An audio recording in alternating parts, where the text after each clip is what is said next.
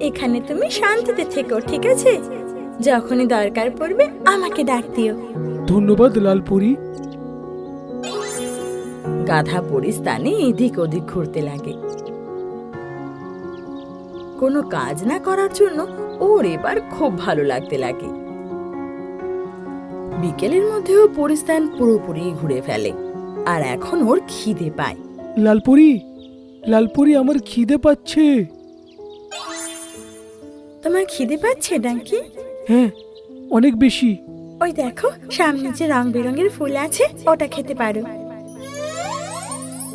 কি ফুল?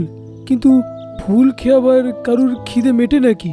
বিশ্বাস না হলে একবার খেয়েই দেখো।